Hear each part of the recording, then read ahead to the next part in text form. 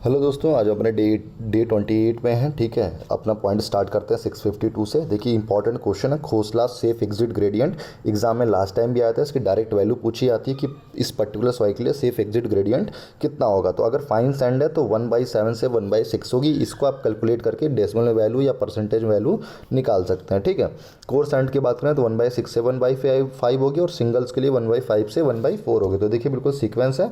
Fine के लिए 1/7 से 6, कोर्स के लिए 6 से 5 और सिंगल्स के लिए 5 से 4। ठीक है, तो ध्यान रखिएगा, इंपॉर्टेंट पॉइंट है। फिर बात करें कि जो ओवरलैपिंग इन एरियल फोटोग्रामेट्री होती है वो कितनी होती है। तो लॉन्गिट्यूडनल में पता 60% लगभग एवरेज ओवरलैप होता है और लैटरल में 30% ओवरलैप होता है। ठीक है, फिर बात करें जो कॉस्टिग्लियानोस थ्योरम होती है, तो फर्स्ट थ्योरम क्या है, जिसमें देखिए लोग बार बार गलती करते हैं। जो फर्स्ट थ्योरम ये करती है कि partial derivative of strain energy with respect to deformation is equal to the load और मूवमेंट अप्लाइड। ठीक है, तो यहाँ पे फर्स्ट थ्योरम में यही लिखा है, del u by del p is equal to p और del u by del theta is equal to M. Second जो सेकंड थ्योरम वो ये कहती है कि partial derivative of the strain energy with respect to the load applied gives the deflection under that point. ठीक है, तो ये ध्यान रखिएगा, इसमें लोग बार बार गलतियाँ कर देते हैं, गलतियाँ मत होने दीजिए। ठीक है, फिर जो अगला हमारा पॉइंट है कि जो बजारा करेक्शन फॉर डायलेंडेंसी होते क्या होता है। देखिए बजारा करेक्शन कब लगाते हैं, जब n1 अगर लेस देन 15, अगर क्वेश्चन में से स्पेसिफिकली मेंशन्ड है कि बजारा करेक्शन आप लगाइए तभी आप इस्तेमाल करिएगा। अगर जो n1 है वो 15 से कम आ रहा है या बराबर है उसके, तो n2 is equal to n1 हो जाएगा, कोई भी करेक्शन नहीं लगेगा। लेकिन अगर n ज़्यादा है 15 से तो फिर क्या हो जाएगा, n2 is equal to 0.6 times n1 हो जाएगा। तो कई बार बजारा करेक्शन का डायरेक्ट क्वेश्चन आता है कि n की वैल्यू 15 से ज़्यादा है तो कितना परसेंटेज होगा करेक्शन। ठीक है, तो ध्यान रखिएगा 60% होगा। ठीक है, फिर डिक्लाइनिंग बैलेंस मेथड या फिर कांस्टेंट परसेंटेज मेथड से निकाल सकते हैं, है ना। तो इसका फॉर्मूला क्या हो जाएगा, 1 माइनस सी एस बाई सी आई की पावर 1/n हो जाता है। n number of time period हो जाता है। सी एस क्या है, सैल्वेज वैल्यू है। सी आई क्या है, इनिशियल कॉस्ट है। ठीक है, फिर इसी तरीके से सम ऑफ ईयर डिजिट मेथड है। अगर हमसे किसी पर्टिकुलर ईयर में डिप्रिशिएशन पूछ ले कि डिप्रिशिएटेड वैल्यू कितनी हो जाएगी, तो उसका फॉर्मूला इंपॉर्टेंट है कि सी आई माइनस सी एस हो जाएगा इंटू में n-1। n क्या number of total period, m जिस पर्टिकुलर पीरियड पे पूछा है। ठीक है, तो n-m+1 अपॉन n इंटू में n+1/2 हो जाएगा। Important formula sum of year digit method. ठीक है, फिर जो अगला पॉइंट है कि हमारा जो IS 1489 होता है वो किसका होता है, PPC का होता है। ठीक है, फिर जो हॉरिजॉन्टल साइज्मिक कोफिशिएंट होता है वो क्या होता है। ठीक है, तो हॉरिजॉन्टल साइज्मिक कोफिशिएंट की वैल्यू क्या होती है, H is equal to J/2 into में I/R इंटू में SA/G होता है। ठीक है, तो J क्या होता है, जोन फैक्टर तो हमें पता है 10, 16, 24 ये होती है वैल्यू। ठीक है, फिर I क्या होता है, इंपॉर्टेंस फैक्टर होता है। ठीक है, और R क्या होता है, रिस्पॉन्स रिडक्शन फैक्टर होता है। SA/G क्या होता है, एवरेज रिस्पॉन्स एक्सेलरेशन कोफिशिएंट होता है। तो क्वेश्चन अगर आपसे पूछेगा तो आपको सारी वैल्यूज़ दी रहेंगी, आप वहाँ से डायरेक्टली हॉरिजॉन्टल साइज्मिक कोफिशिएंट निकाल सकते हैं। फॉर्मूला रिसेंट बहुत सारे एग्जाम में आ रहा है तो आप याद रखिएगा। फिर बात करें कि जो मूवमेंट ऑफ इनर्शिया लेते हैं, IS 1893 में प्रोविज़न दिया हुआ है कि हमें स्ट्रक्चर एनालिसिस करने के लिए जो मूवमेंट ऑफ इनर्शिया लेनी है वो कितनी हम ले सकते हैं। तो उसमें दिया हुआ कि अगर RCC या मेसनरी स्ट्रक्चर है तो हम मूवमेंट ऑफ इनर्शिया कितना लेंगे। तो कॉलम्स के केस में उसका 70% ऑफ द ग्रॉस लेंगे, बीम्स के केस में उसका 30% लेंगे। ठीक है, ध्यान रहे।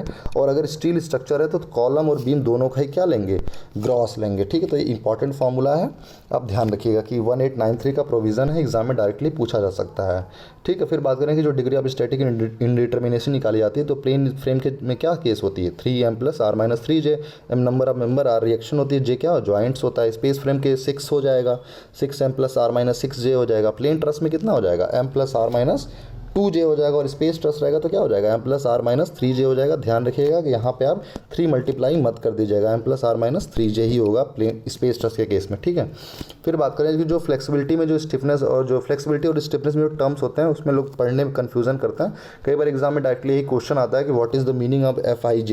ठीक है, तो आपको ध्यान रखना है कि अगर FIJ मतलब फ्लेक्सिबिलिटी की बात कर रहा है तो displacement at I coordinate due to unit load at J, आपको ये इसका मतलब होगा। और सेम तरीके से अगर स्टिफनेस की बात करेगा KIJ तो इसका मतलब क्या हो जाएगा कि force developed at I due to unit displacement given at J हो जाएगा, है ना। तो ये ध्यान रखिएगा।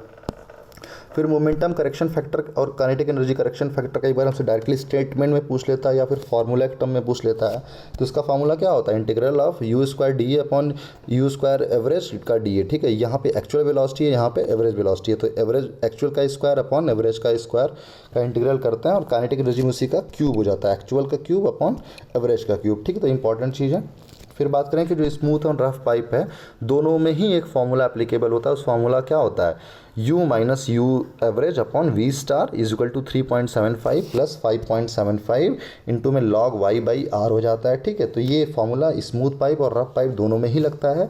और इसी में अगर वाई की वैल्यू आर रख दें तो यू कितना हो जाएगा, यू मैक्सिमम हो जाएगा। तो इसकी वैल्यू क्या बदल जाएगी, U maximum minus U average upon V star is equal to 3.75। तो ये भी चीज़ें आप ध्यान रखिएगा। ठीक है, फिर बात करें कि जो ड्रैग फोर्स ऑन स्फेरिकल होता है, स्फेरिकल बॉडी होती है, तो उस पर ड्रैग फोर्स कितना होता है। देखिए इंपॉर्टेंट क्वेश्चन है, ये एग्जाम में कई बार आ चुका है। लोग फॉर्मूला नहीं आता तो नहीं कर पाएंगे आप। 3 पाई म्यू वी डी होता है इसका फॉर्मूला। जो ड्रैग ऑन स्फेयर होता है वो क्या होता है, 3 पाई म्यू वी डी होता है। ठीक है, इसमें जो पाई म्यू वी डी होता है वो फॉर्म ड्रैग होता है, और 2 पाई म्यू वी डी जो होता है वो क्या होता है, फ्रिक्शन ड्रैग होता है। तो कई बार हमसे ये भी पूछा जा सकता है कि फॉर्म ड्रैग स्फेयर के केस में कितना होता है, तो पाई म्यू वी डी, और सरफेस ड्रैग या फ्रिक्शन ड्रैग पूछेगा तो 2 पाई म्यू वी डी हो जाएगा। ठीक है, ध्यान रखिएगा। फिर बात करें कोफिशिएंट ऑफ फ्रिक्शन, उसी में क्या होता है, तो C F x skin friction coefficient जो होता है निकालते हैं तो क्या होता है, tau naught upon 1/ρ u naught, u infinity का स्क्वायर। ठीक है, फिर बात करें जो 3 पॉइंट प्रॉब्लम सॉल्व करने के जो मेथड्स होते हैं कौन कौन से होते हैं, तो ग्राफिकल मेथड ही हो सकता है, लेमान मेथड इसी को क्या बोलते हैं, ट्रायल एंड एरर मेथड भी बोलते हैं। फिर mechanical method, analytical method, geometrical construction method, ये सारे मेथड किसके हैं, ये 3 पॉइंट प्रॉब्लम को सॉल्व करने के मेथड्स हैं। ठीक है, फिर बात करें जो थियोडोलाइट होता है, तो वर्नियर थियोडोलाइट का लीस्ट काउंट कितना होता है, 20 सेकंड होता है।